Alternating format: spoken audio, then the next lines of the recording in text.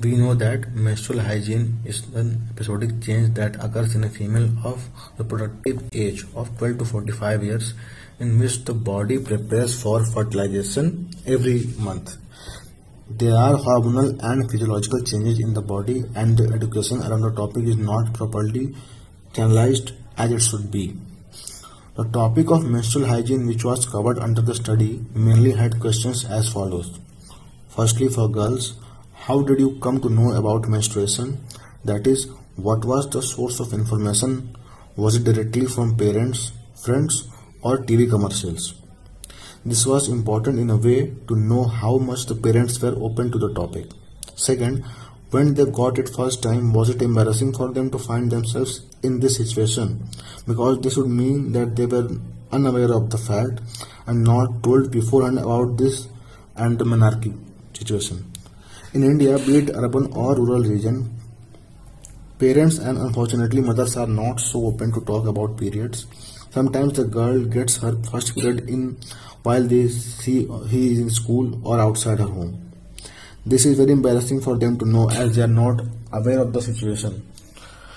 We still wrap sanitary pads in newspapers before being sold, and I can say that this is not a way in which we should progress in this field properly.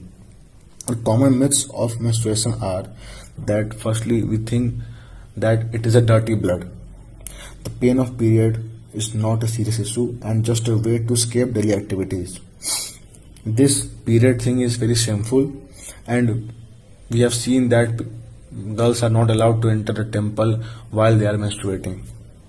In villages, even after so much of social campaigning, use of proper sanitary pads and hygiene activities is not very adequate. We went to various schools talking about this mainly to the age group of girls of 10 to 14 years. The questionnaire was made anonymous at first so that they are not reluctant to share the information. In my experience, I got an opportunity to visit two schools. We found that majority of children got their first talk about periods after their first episode, or it was also not that much adequate. The need of hour is to be able to talk freely about it, and most importantly, the female guardians would open up first. They were planning of getting parents too for the seminar first so that they too feel the gravity of situation. There was one more topic linked about this related to the menstrual hygiene, that is PCOD, or which is polycystic ovarian disease or syndrome, which has a prevalence of about 10% in female of reproductive age group. There are hormonal changes around periods also. They too need to be told beforehand. Feeling irritated during menstruation is a normal thing. They should not be scolded for this.